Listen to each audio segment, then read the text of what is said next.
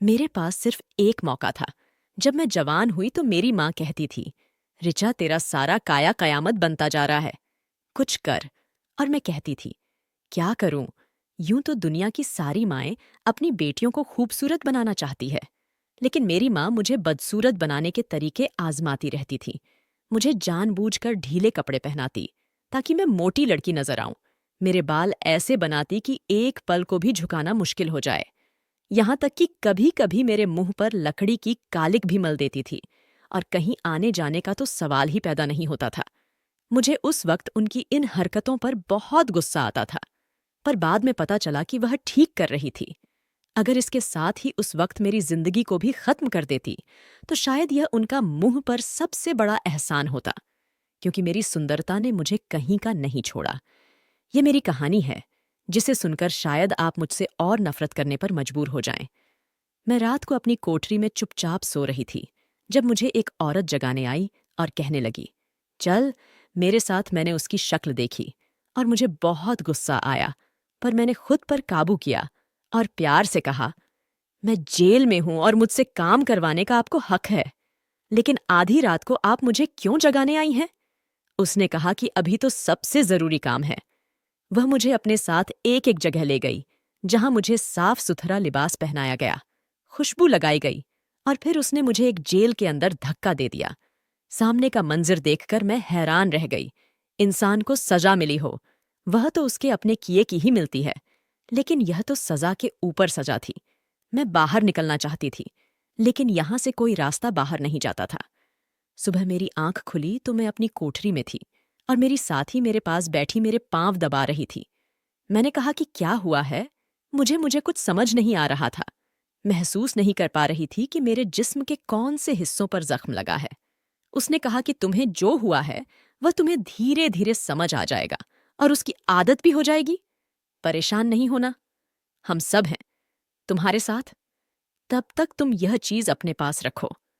उसने मेरी हथेली पर फिटकरी का एक टुकड़ा रख दिया, और फिर उस फिटकरी के एक टुकड़े से मैंने अपनी तकदीर कैसे बदली, यह जानकर आप सब लोग हैरान रह जाएंगे। मैंने अमर नामक व्यक्ति से मोहब्बत की थी। वह एक बहुत अमीर आदमी था। उसके 4 भाई थे, 3 बहनें थीं और करोड़ों की जायदाद थी। हम दोनों को एक दूसरे से मोहब्बत हो गई। मुझे उसकी मोहब्बत से ज्यादा और कुछ नहीं चाहिए था।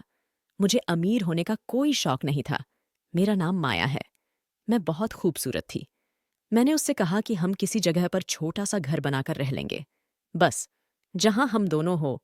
उसने कहा कि तुमने एक करोड़पति शख्स से शादी की है और अब तुम छोटा सा घर बनाना चाहती हो। क्या हो गया है तुम्हें? मैं तुम्हें इस दुनिया की सारी खुशियां देना चाहता हूं। हमारी शादी हो गई। मैं उसके घर में चली गई, और फिर जब उसने अपनी सारी जायदाद मेरे नाम करने का अनोखा फैसला किया, तो उसके घर वाले भी इस फैसले के हक में थे। मैं हैरान थी कि वह इतने खुश क्यों हैं, पर मुझे क्या पता था कि उनके दिल में कुछ और ही चल रहा है। उन्होंने अमर को इस दुनिया से रवाना कर दिया और इल्जाम मेरे सिर पर लगा दिया कि यह सारी जायदाद की मालिक बन गई है, इसीलिए इसने अपने पति को रास्ते से हटा दिया है। खुद वह ऐसे रो रहे थे जैसे उनका सबसे बड़ा नुकसान हुआ है, पर नुकसान मेरा हुआ था। मैं अपनी बेगुनाही साबित ना कर पाई और मुझे जेल में भेज दिया गया, यानी कि सबसे बड़ी जेल में। पहले मेरे ट्रायल हुए। मेरे पास बोलने के लिए कुछ भी नहीं था। मैं क्या बोलती? मैं अपने हक में कुछ ना बोली, क्योंकि जो मेरा था वह तो खत्म हो चुका था। यहां पर आ गई और सोचा कि बाकी की जिंदगी इसी का कोठरी में पड़े पड़े गुजार दूंगी। अब मेरे पास ना ही जिंदगी का कोई मकसद है और ना ही मेरा कोई इस दुनिया में है, क्योंकि मेरे माँ बाप तो पहले ही नहीं थे। बस एक अमर था जिसे मैंने अपना सब कुछ समझ लिया था। मेरे दिन यहीं पर गुजरने लगे। मैं किसी से ज्यादा बोलती नहीं थी, ज्यादा बात नहीं करती थी। यहां मुझे काफी सारी औरतें देखने को मिली, अजीबो गरीब किस्म की, कुछ देखने में बहुत खतरनाक, कुछ मेरी तरह बेगुनाह। पर हम सभी अपनी सजा काट रहे थे। सबने मुझे कहा कि तू बड़ी खूबसूरत है, कम उम्र है। इतनी कम उम्र में इतना बड़ा जुर्म कैसे कर लिया? मैंने कहा कि जुर्म तो मेरा यही था कि मैं मोहब्बत कर बैठी थी। कुछ लोगों ने मुझसे हमदर्दी जताई और कुछ लोगों ने मुझे बातें सुनाई, यहां तक कि मुझ पर हाथ भी उठाया। यहां भी सबका एक जैसा हाल था। फिर भी कोई किसी का दर्द नहीं समझता था। सब एक दूसरे पर अपने अपने नसीब का गुस्सा निकालते थे। मेरी साथी का नाम डॉली था। हम दोनों एक ही जेल में थी। उसने कहा कि यहाँ पर तो बहुत कुछ होता है, तो तुम्हें बर्दाश्त करना होगा, क्योंकि यह जेल है, स्वर्ग नहीं। मैंने कहा कि हमारे लिए तो हमारे अपने घर भी स्वर्ग नहीं होते। अपने घरों में भी हम पर बुरी बुरी आफत तोड़ दी जाती है, तो फिर यह तो जेल है, मुझे किसी से कोई उम्मीद नहीं है। लेकिन मुझे क्या पता था कि उसकी बात का मतलब कुछ और ही था। हम लोगों को दिन में बाहर छोड़ दिया जाता था, यानी एक बहुत बड़ी चारदीवारी थी। उसके अंदर हम लोग फिर सकते थे, काम वाम करते थे, खाना बनाते थे, सब्जियां काटते थे, सालन बनाते थे, जेल को साफ करते थे, कपड़े भी धोते थे। उसके बाद जब शाम होने लगती तो हमें कैद कर दिया जाता था। आज मैं सारे काम वाम खत्म करके बहुत थक गई थी और जाकर अपने बिस्तर पर लेट गई थी। थोड़ी देर के बाद मुझे जेल का दरवाज़ा खुलने की आवाज़ आई। मुझे इतनी सख्त नींद आ रही थी कि मैंने आवाज़ तो सुनी, पर मुझसे उठा नहीं जा रहा था। लेकिन थोड़ी देर के बाद ही एक पुलिस वाली औरत मेरे पाँव के पास बैठी, मुझे जगाने लगी। मैंने कहा कि क्या बात है, क्या काम है आपको? उसने कहा कि तुम्हें मेरे साथ आना होगा, बड़ा जरूरी काम है। मैंने कहा कि क्यों, क्या मेरी मुलाकात आई है? पर मेरा तो इस दुनिया में कोई नहीं है। उसने कहा कि मुलाकात इस समय नहीं आती, बस तुम यह समझो कि है मुलाकात ही, लेकिन तुम्हें इससे बहुत फायदा होगा। मैंने कहा कि क्या मतलब? वह मुझे अपने साथ ले जाने लगी। उसने कहा कि ज्यादा सवाल मत करो, जितना कम बोलोगी उतना तुम्हारे लिए अच्छा होगा, और मुझे एक कमरे में ले गई। यह तो किसी का ओ नन फिस लगता था। शायद यहाँ की सुपरिंटेंडेंट का कमरा था, लेकिन वह वहां मौजूद नहीं थी। उस औरत ने कहा कि यह कपड़े पकड़ो और पहन लो। मैंने उन कपड़ों को देखा। ये कपड़े तो बहुत खूबसूरत थे, रंगों से सजे हुए। मैंने कहा कि यह कपड़े मुझे इस समय क्यों पहनने को कह रही हो? क्या करना है? मैंने कपड़े पहनकर कहा। उसने कहा कि तुम मेरे सब्र का इम्तिहान मत लो। मैं तुम्हें कब से कह रही हूं कि ज्यादा सवाल मत करो। जाओ बाथरूम में मुंह हाथ भी धो लेना, और जरा अपने आप को साफ सुथरा भी कर लेना। यह कपड़े भी पहन लेना, जो मैं कह रही हूं वैसा करो, इसी में तुम्हारा फायदा है। मुझे उसकी कोई बात समझ नहीं आ रही थी, लेकिन मैं बाथरूम में गई। मैंने मुंह हाथ धोया, कपड़े बदले। उसने मुझे मुझे लगाने के लिए लिपस्टिक भी दी। मैंने कहा कि आखिर यह हो क्या रहा है? अब उसने मेरे मुंह पर थप्पड़ दे मारा और मैं हैरान रह गई। यह जेल थी। यहां पर कोई आपको प्यार से कुछ समझाने वाला नहीं था। अगर आप ज्यादा सवाल करते तो यही होना था। अब तो मैं खामोश हो गई। वह मुझे सजा संवार के एक दूसरे कमरे में ले गई। यह कमरा भी किसी के ओन एंड फिस जैसा ही लग रहा था, लेकिन यह थोड़ा दूर था और इधर भी कोई मौजूद नहीं था। वह मुझे वहां पर छोड़ के खुद चली गई। मैं थोड़ी देर कुर्सी पर बैठी रही, इधर उधर देखती रही। फिर मुझे लगा कि इस कमरे में तो कोई आ ही नहीं रहा, और मुझे यहां पर क्यों बिठाया है? मैं दरवाजे के पास गई कि यहां से निकल सकूं, तो हैरान रह गई। दरवाजा तो बाहर से बंद था, और इस कमरे के अंदर ही एक और दरवाजा था, जिसे मैं कब से बाथरूम समझ रही थी, लेकिन वह किसी और कमरे का दरवाजा था।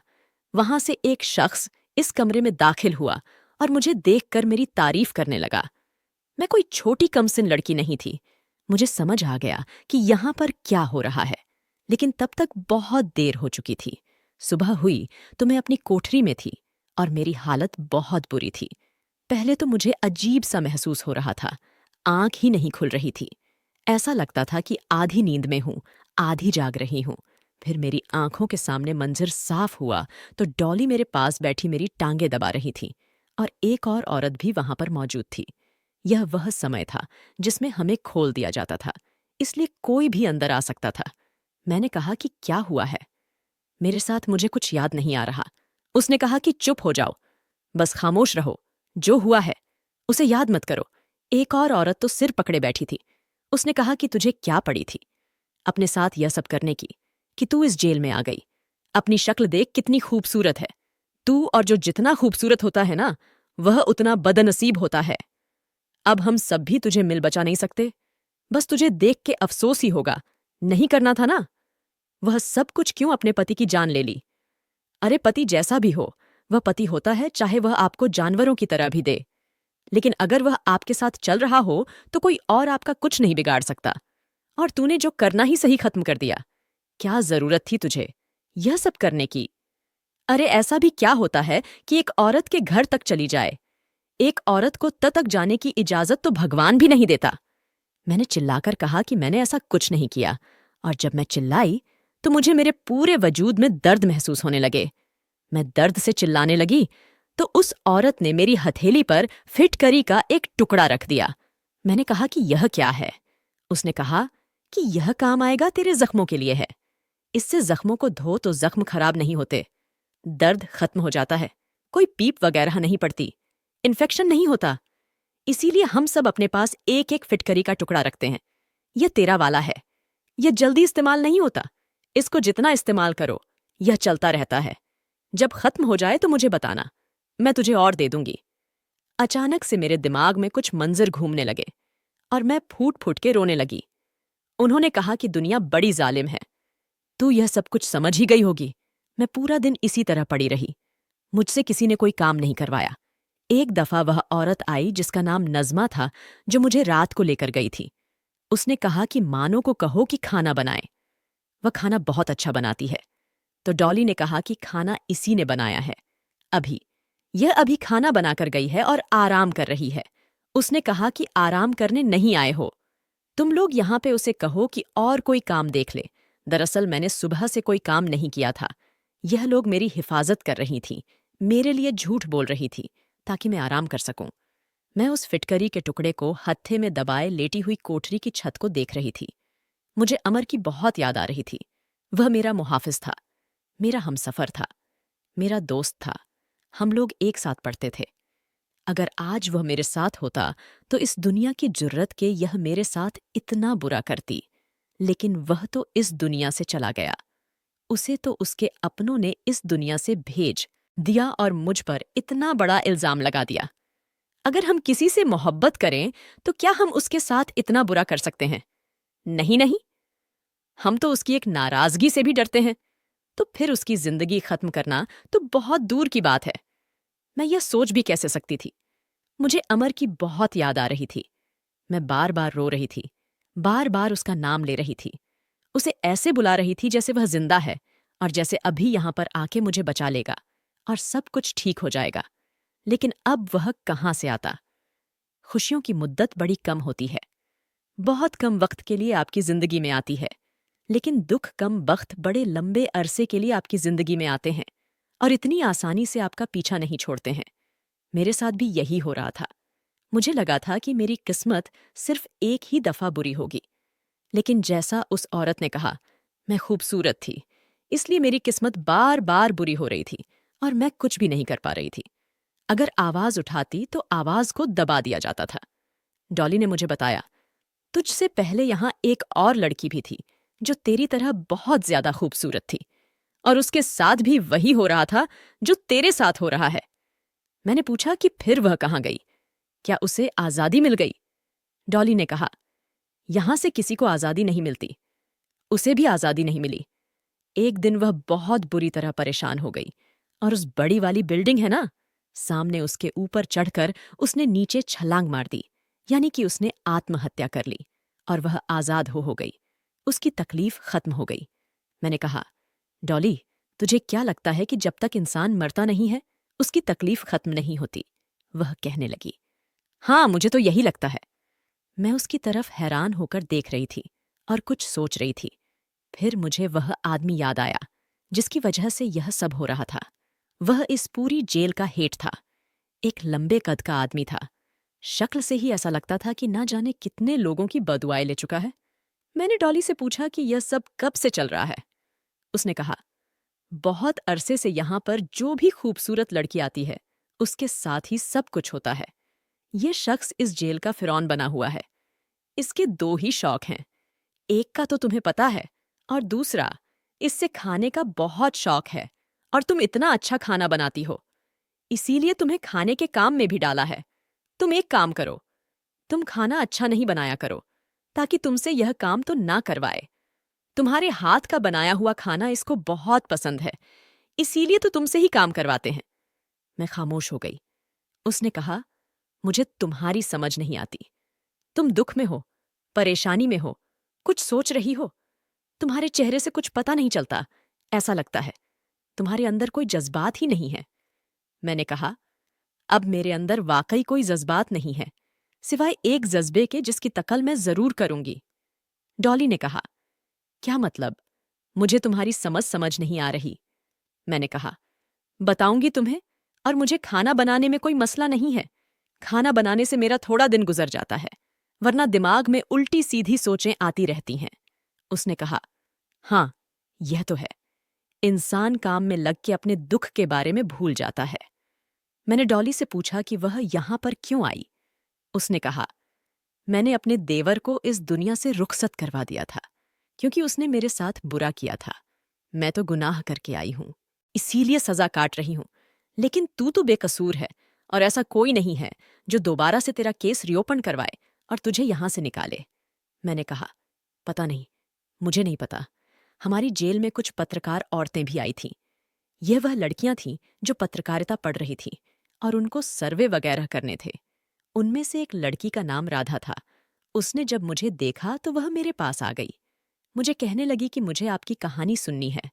मैंने उसे कहा, मैं तुम्हें अपनी कहानी तो सुना दूं, लेकिन अभी मेरी कहानी अधूरी है। जब मैं अपनी कहानी पूरी कर लूंगी, तब मेरी कहानी जरूर सुनना और लोगों को भी बताना। उसने कहा, क्या मतलब? मैंने कहा, तुम दोबारा आओगी? उसने कहा, हाँ, शायद हमारा दोबारा चक्कर लगे। मैंने कहा, तब तक मैं अपनी कहानी को पूरा कर लूंगी, फिर तुम्हें सुना दूंगी। वह बड़ी हैरान हुई और वहां से चली गई। मैं इस जुल्म को रोकना चाहती थी जो मेरे साथ हो रहा था, और मुझसे पहले पहले बहुत सी औरतों के साथ हो चुका था। मैं इस सब को खत्म करना चाहती थी, लेकिन मैं कैसे खत्म करती? हम लोग जब काम करते थे तो हमें सब्जी काटने के लिए कुछ औजार वगैरह दिए जाते थे, लेकिन उसके बाद वह हमसे ले लिए जाते थे। हम पर गहरी नजर रखी जाती थी। मुझे डॉली ने एक औरत के बारे में बताया था जिसने बगावत करने की कोशिश की थी। उसके साथ बहुत बुरा हुआ था। अभी भी सब उसको याद करते हैं। तुम जो इस तरह खामोश बैठी रहती हो, कभी कभी मुझे लगता है कि तुम्हारे दिमाग में भी इस तरह की बातें आती हैं, पर ऐसा कुछ भी करने के बारे में सोचना नहीं। हम लोग बहुत बेबस हैं, मजबूर हैं। मैंने कहा, हाँ, मेरे पास भी है। मजबूर भी मेरा यहां से निकलने का कोई इरादा नहीं है, क्योंकि यहां से बाहर मेरी राह देखने वाला कोई भी नहीं है। ऐसा कोई ना होगा जिसके लिए मैं यहां से निकलने की ख्वाहिश करूं। मेरा बाप तो इस दुनिया से तभी चले गए थे जब मैं बहुत छोटी थी। मुझे माँ ने पाला था, वो भी मेरे जवान होने के बाद इस दुनिया में नहीं रही। मुझे मेरी एक मौसी ने पाला और मेरी शादी करवा के वह बाहर के मुल्क चली गई। अब उनको तो पता भी नहीं है कि यहाँ क्या से क्या हो गया है। अपने पति को पा लिया था तो सोचा था कि बस मुझे मेरा मुहाफिज मिल गया है। अब यही मेरी जिम्मेदारी उठाएगा और यही मेरे सारे ख्वाब पूरे करेगा। इसी के साथ मैं खुश रहूंगी और अपना खानदान भी बनाऊंगी। अकेली नहीं रहूंगी। मुझे दौलत नहीं चाहिए थी। उसकी छोटे से घर में रहना चाहती थी, लेकिन किस्मत ने क्या से क्या कर दिया। नज़मा नाम की औरत ने सब पर अपना डर बिठाया हुआ था। वह बात बात पर मुंह पर थप्पड़ दे मारती थी। ज्यादा गुस्सा करती तो डंडे भी चलाने शुरू कर देती थी। एक दिन मेरे पास आई और मुझे कुछ पैसे दिए। मैंने कहा, यह क्या है? उसने कहा, इनाम है तुम्हारा, इसलिए कि तुम खाना बहुत अच्छा बनाती हो और बात भी मानती हो। मैंने कहा, लेकिन मैं इन पैसों का क्या करूं? उसने कहा, अपने पास रखो। जब यहां से निकलो तब तुम्हारे काम आएंगे। कुछ नहीं तो दांतों की नई बत्ती सी खरीद लेना। इस बात पर वह फूट फूट कर हंसने लगी, क्योंकि मुझे उम्र कैद की सजा हुई थी, और जब तक मैं यहां से निकलती शायद मेरे मुंह में दांत भी ना होते, यानी कि मैं बूढ़ी हो चुकी होती। मैंने इन पैसों को अपने पास रख लिया। मैंने कहा, ठीक है, शुक्रिया आपका। वह हंसते हंसते वहां से चली गई। उसने कहा, तेरी मुझे एक बात बड़ी अच्छी लगती है कि तू हर बात पर सिर हिला देती है ना। कोई सवाल करती है ना गुस्सा करती है, चुपचाप सबकी बात मान लेती है। लगता है तुझे भी यहां पर काफी अच्छा लग रहा है। मैंने इस बात का भी कोई जवाब नहीं दिया तो उसने कहा, देखा, तू अभी भी नहीं बोली। बस इसी तरह रह तो फायदे में रहेगी, और किसी चीज की जरूरत हो तो मुझे बता दिया कर। कुछ खाने का दिल करे या कोई चीज चाहिए हो, इतना तुम मैं तेरे लिए कर सकती हूं। मैंने कहा, नहीं, कुछ नहीं चाहिए, मुझे उसने कहा। ठीक है। मैंने इन पैसों को देखा और मेरे दिमाग में एक ख्याल आया। मैंने सोच लिया कि मुझे क्या करना है। सुबह सुबह जब सब्जी काटने की ड्यूटी होती थी तो सब्जियां उठाकर एक बुजुर्ग आदमी लाया करता था। शायद वह मंडी से सब्जियां लाया करता था। शायद वह मंडी से सब्जियां लाता था और उनको किचन में रख देता था। मैंने उसे वह पैसे दिए और उससे एक चीज मंगवाई। उसने कहा, हाँ बेटा, यह चीज तो इधर सब लोग ही मंगवाते हैं। फिटकरी चाहिए ना तुम्हें? मैंने कहा, जी फिटकरी चाहिए, लेकिन काफी सारी चाहिए। उसने कहा, फिक्र नहीं करो, ले आऊंगा तुम्हारे लिए और किसी को पता भी नहीं चलेगा। वह मेरे लिए काफी सारी फिटकरी ले आया। डॉली ने देख ली। उसने कहा, यह क्या? मैंने कहा, तुमने तो कहा था कि यह बहुत काम आती है। उसने कहा, हाँ है तो ऐसा। अब मैं रोज उस जेलर के लिए खाना बनाती थी। बहुत अच्छा। खाना उसके लिए अलग से खाना बनता था। उसमें देसी घी, देसी मुर्गा और अच्छी अच्छी चीजें डाली जाती थीं। उसके खाने के अंदर बिल्कुल भी शोरबा नहीं होता था। वह कहता था कि मुझे भुने हुए गोश्त और खाने बना के दिए जाए। अब तो मेरे हाथ के खाने के अलावा उसे कोई खाना जचता ही नहीं था। एक दिन रात हुई और मैं चांद की तरफ देख रही थी। सोच रही थी कि जो चाल मैंने चली है, अगर आज कामयाब होगी तो इसका का मतलब कि आगे भी मैं ही कामयाब रहूंगी। बार बार दरवाजे की तरफ देख रही थी। डॉली ने कहा, क्या हो गया, तुझे नींद नहीं आ रही? मैंने कहा, वह अभी आती होगी ना, वही नज़मा मुझे बुलाने के लिए। डॉली ने कहा, तू क्या उसका इंतजार कर रही है? पागल हो गई है क्या? नहीं आती तो ना आए, तू सो जा। मैंने कहा, वह तो रोज आती है तो आज भी आएगी। मैं सो जाऊंगी तो फिर आके मेरी नींद खराब करेगी। इससे अच्छा है ना कि मैं जा ही रहूं। डॉली ने कहा, मुझे तो बिल्कुल तेरी किसी बात की समझ नहीं आती। तू खुद सोच रही है कि वह तुझे लेने के लिए आएगी। अरे तू शुक्र कर। मैंने कहा, तुम नहीं समझोगी। लेकिन मैं काफी देर तक इंतजार करती रही। नज़मा नहीं आई, अगले दिन भी नहीं आई और उससे अगले दिन भी नहीं आई। जब मैं जेलर का खाना बना रही थी तो मैंने खाना ट्रे में डाल के उसके हवाले किया। मैंने पूछा, तुम मुझे 3-4 दिन से लेने के लिए क्यों नहीं आई? उसने कहा, जेलर साहब की तबीयत खराब है। मैंने कहा, क्या ज्यादा तबीयत खराब है? उसने कहा, तू ऐसे पूछ रही है जैसे तेरा पति है। मैं खामोश हो गई। मैंने कहा, नहीं, मैं तो ऐसे ही पूछ रही थी कि अगर तबीयत खराब है तो खाने में कुछ और बना देती हूं। उसने कहा, चाहे वह शख्स मर भी रहा हो ना, खाना उसने यही खाना है। उसे ऐसी गिज बहुत ज्यादा पसंद है। दाल खिचड़ी नहीं खाएगा। वह चाहे बतर मर्ग पर ही पड़ा हो, खा खा के मर जाएगा, लेकिन परहेज नहीं कर सकता।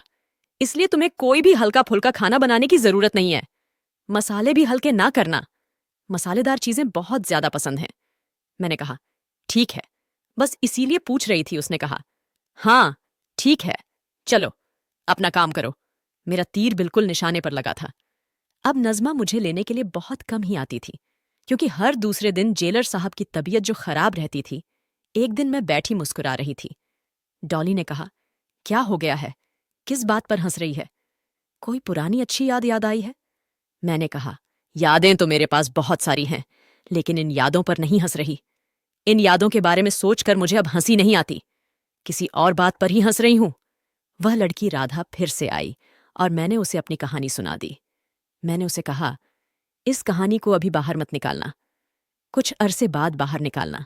उसने कहा, ठीक है, लेकिन आपकी कहानी बहुत दिलचस्प है। मैंने कहा, अभी तो तुम्हें इसका इख्तियार बता दूंगी। उसने कहा, अगर आप कहें तो मैं आपके लिए किसी से बात करती हूं। आप तो अभी जवान हैं, आपका केस फिर से ओपन करवाते हैं।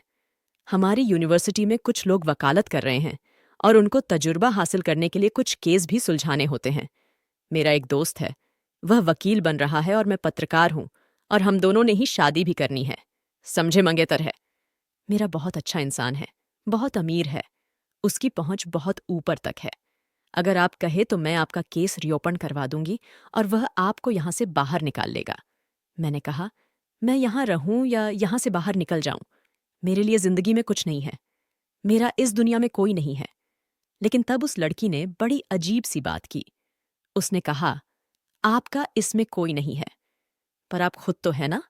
मैं खामोश हो गई और उसने जाते जाते कहा कि मैं बात करूंगी कि आपका केस फिर से ओपन करवाया जाए, क्योंकि आप अभी जवान जहां है, इसकी बातों से मुझे एक उम्मीद तो मिली थी।